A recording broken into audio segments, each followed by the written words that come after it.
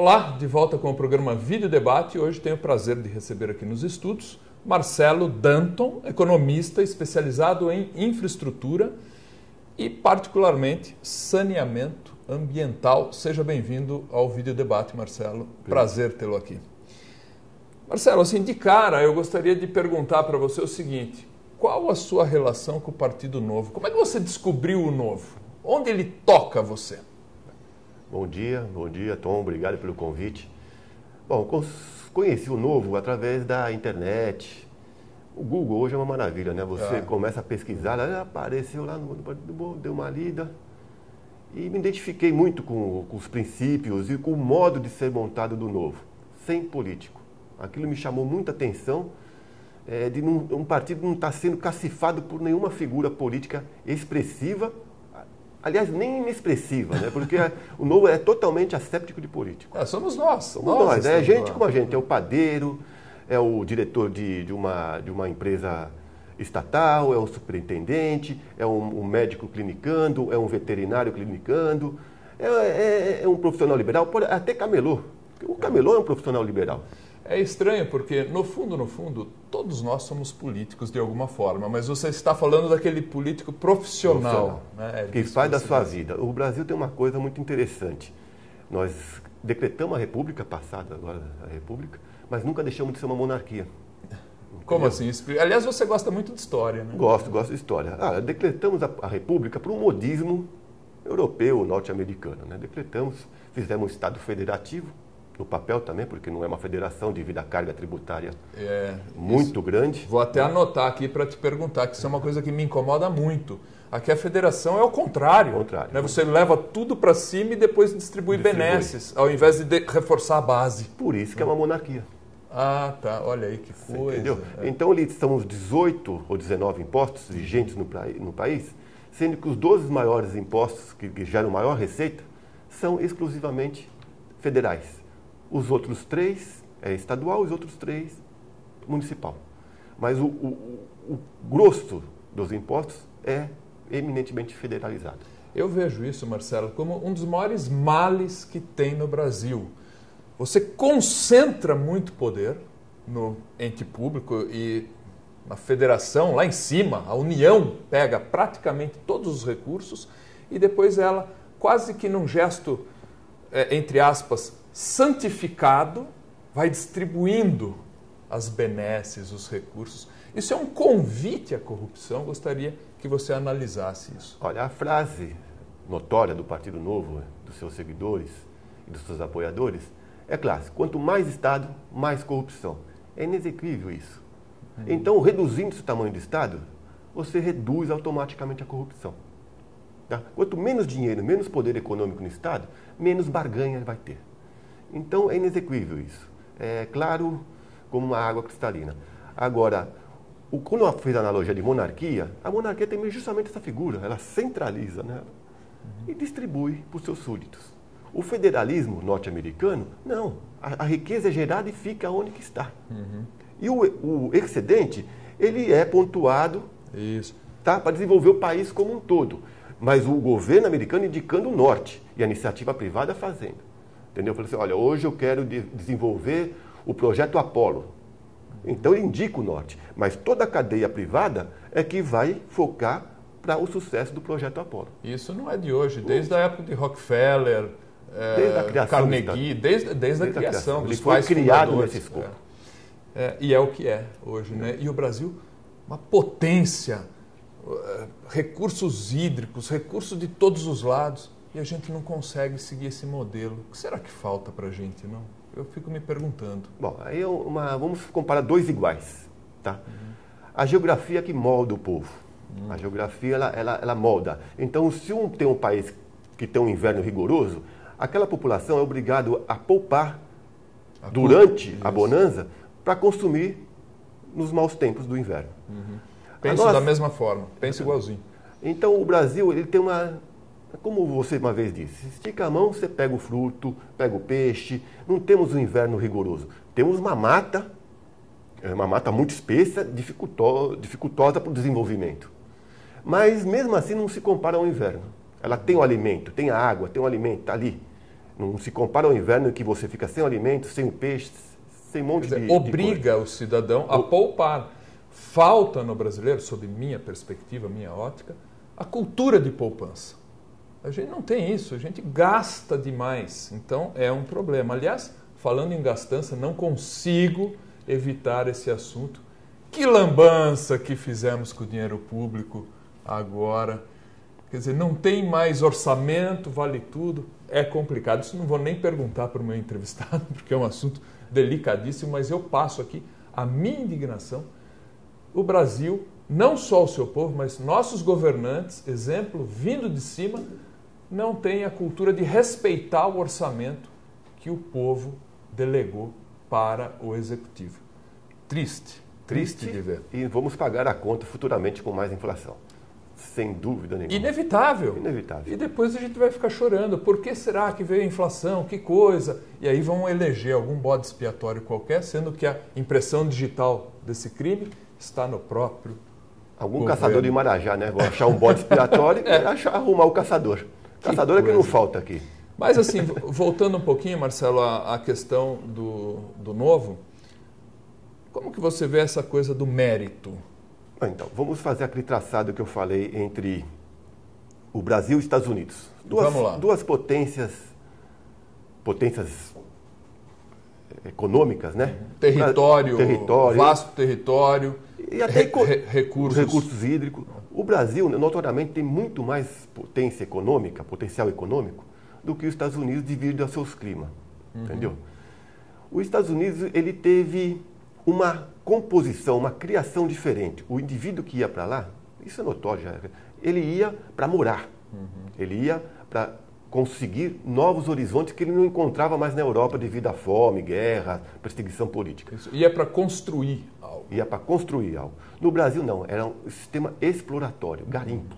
Né? Garimpo ou de árvores, de peças nativas, ou do minério propriamente dito, enricar e voltar para a Europa como barão, visconde ou lorde. Entendeu? É triste, então, essa já é uma gritante diferença.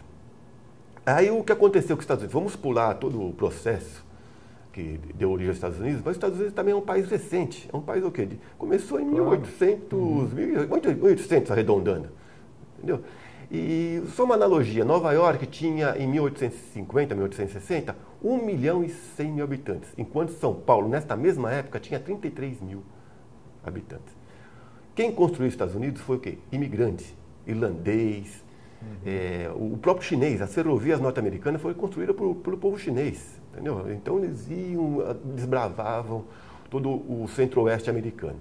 Só que tem um grande diferencial entre o Brasil e os Estados Unidos.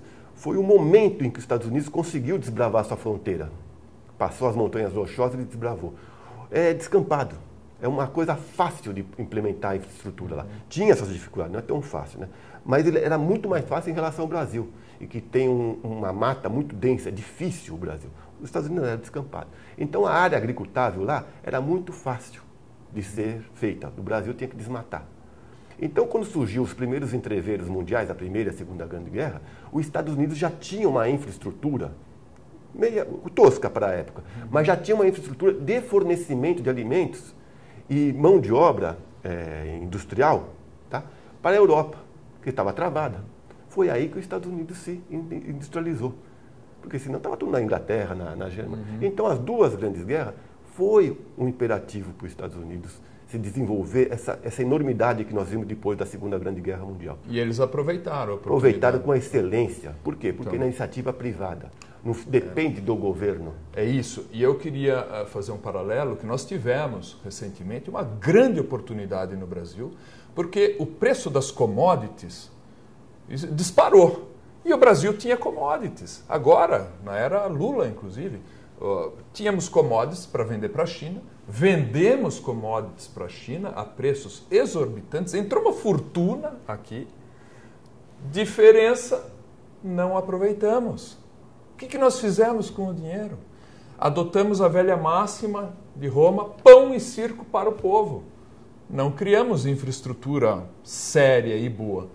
Foi Bolsa Família, às vezes é necessário, tem que dar, mas Bolsa Família eu associo ao pão. Copa do Mundo, Olimpíada, Carnaval, futebol, é o circo. A gente está muito focado no pão e circo.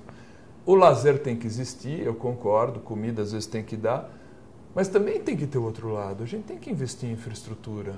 Como é que você vê essa questão? E tem uma outra coisa que você mencionou, que eu gostaria também de colocar aqui na ordem do dia. Nós saímos de um grande Deus proverá, que é uma situação do passado, e hoje a gente está no Estado proverá. O Estado que deve prover. E você fala que o Brasil tem muito essa pegada o Estado, a gente depende muito do Estado.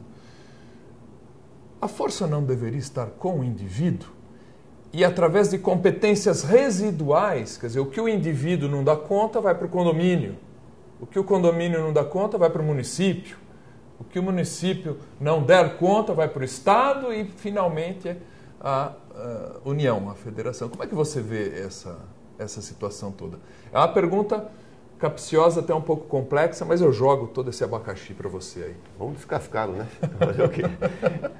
Bom, a primeira parte da primeira pergunta, que se referia à infraestrutura brasileira, o Brasil fez infraestrutura, fez bastante, pegou esse dinheiro, gastou mais com bolsas, gastou mais com seguro-desemprego, né, de 6 meses, não era um ano, passaram para 6 meses. Gastaram bastante esse dinheiro, gerou um mercado consumidor interno, gerou escala, mas o problema da infraestrutura, elas não se conectam.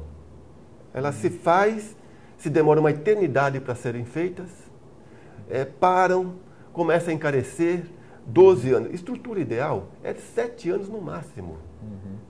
Passou disso, ela já começa a gerar déficit. Mas né? o que acontece? Porque tivemos Itaipu, por exemplo, que foi feito. Então, Itaipu foi feito em 7 anos, um gigante. Era a maior usina hidrelétrica até agora, ainda é. Não sei se a Três Gargantas na China já conseguiu colocar outra turbina para ultrapassar Itaipu. Mas em geração de energia, Itaipu é a maior do mundo e em 7 anos estava pronta.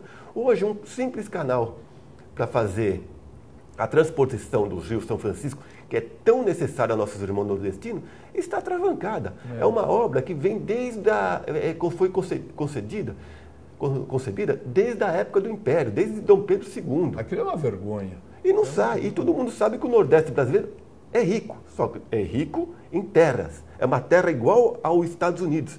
É plana, de fácil agricultável, de fácil trabalho nela, de fácil trato. Não tem água.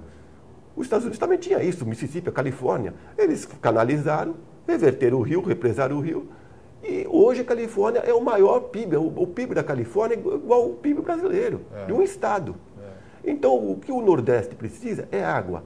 Água e infraestrutura futura para escoar a grande produção que aquilo lá pode ser feito. E está lá, 12 anos, se não me engano, e não sai do papel.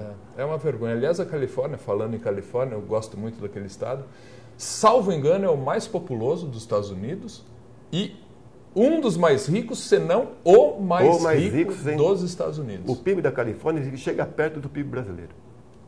Impressionante. É o mais rico e coisa que era Nova York, o estado de Nova York é mais rico. Ultrapassou Nova York, é o estado mais rico. E o Nordeste podia ser a mesma coisa. Agora, eles têm a cultura. Numa das idas que eu estive nos Estados Unidos várias vezes, uma vez lá tive uma passagem que foi assim, tinha uma senhora com aquele carrinho de bebê com 2 bebês, gêmeos, ali, com uma dificuldade extrema para descer a escada ali do metrô, em Nova York. Isso. E eu gentilmente ofereci minha ajuda, porque é uma situação chata, né? A mulher descendo lá e você, marmanjão, não oferece ajuda. Então eu ofereci ajuda. E ela viu que eu era pessoa do bem, tudo, me tratou com muito respeito, mas ela falou assim, não, eu fiz, eu tenho que dar conta. Eu acho até um pouco exagerado essa pegada norte-americana, mas tem um lado muito positivo. Ele dá conta do que ele faz, ele é o faça você mesmo lá, é muito forte. E no Brasil, e aí entra na segunda parte da minha pergunta, nós temos a cultura de o Estado proverá. Antigamente era Deus proverá, agora essa figura quase mítica do Estado tem que dar conta de tudo. O Estado tem que prover. tudo que eu preciso, todas as minhas necessidades, inclusive lazer, pela nossa Constituição. Ele tem que até fornecer lazer para você. Não existe uma falta, e eu entro na questão específica, uma falta dessa mentalidade e desse conhecimento até, de que se eu estou recebendo do Estado, alguém está trabalhando por mim. Aí evoco Margaret Thatcher, né? Se alguém está fazendo, se alguém está recebendo, algum outro está trabalhando a mais para que ele receba. Correto, né? A velha fábula da formiga e da cigarra. Mas hoje em dia a cigarra é remunerada, né? Se for um bom cantor, uma boa intérprete, ela é bem remunerada. Mas é isso mesmo, a nossa cultura, não é um sectarismo da minha parte, nada, mas a nossa cultura, ela levou a isso, está intrínseco em nós. E precisamos mudar. Agora, só terminando aquela Precisamos acreditar no trabalho e não no recebimento de benesses sociais. Só no recebimento. E isso, eu estou te interrompendo um pouco, até peço desculpas a você, no entrevistado é você, mas é que eu não resisto. Não é aqui da minha parte falar que tem que acabar com as benesses. Eu acho que muitas vezes a solidariedade tem que estar em cima da mesa e vamos ajudar os que mais necessitam. Mas temos que tomar muito cuidado com o abuso que se faz de um sentimento nobre de solidariedade. Muitas vezes o brasileiro abusa dessa solidariedade. Eu estive, contei fora do ar para você, estive no Ceará, um povo bom, maravilhoso, qualidades fantásticas, e fiz todo o litoral cearense. Mas tem um problema lá, que a gente tem que olhar, não com preconceito, mas com um senso de realidade. O problema lá é que o pessoal tem uma frase, tá de bolsa. É uma simplificação do estar de Bolsa Família, gozar do benefício do Bolsa Família. E o cidadão tem um emprego, mas ele opta por não trabalhar. Esse é um abuso. E eu tive aqui no estado de São Paulo uma oferta de trabalho que eu fiz, eu não conseguia preencher a cadeira, porque o cidadão chegava e falava assim, não, eu estou com seguro-desemprego, então eu não posso perder o seguro-desemprego, então não vou trabalhar para você, ou trabalho sem registro. Mas o seguro-desemprego é justamente para quem não tem a oferta de emprego. Quem tem que abandonar, sim, o seguro-desemprego. Esses conceitos estão muito mal interpretados, sob a minha perspectiva, pelo povo brasileiro. E passo o abacaxi para você agora. Outro abacaxi. Eu não sou bonzinho aqui. Não, isso é muito mal. Acontece o seguinte, só para terminar o primeiro da infraestrutura, a infraestrutura brasileira, nesse tempo de bonança, ela houve, mas atiraram para tudo quanto é lado. Tá? E não terminaram. Demora muito para terminar, ela começa a perder a eficiência do projeto. E temos que terminar e temos que fazer mais infraestrutura. Entendeu? Agora, joga a bola para o governo. Dilma, né? Vamos terminar e ver o que dá. Termina o canal, Dilma. O canal lá do Nordeste para dar emprego para o pessoal lá do Agreste pernambucano, baiano e sergipano. Com referência à cultura eu tenho só direito, não tenho deveres, isso é clássico no Brasil desde a época do descobrimento.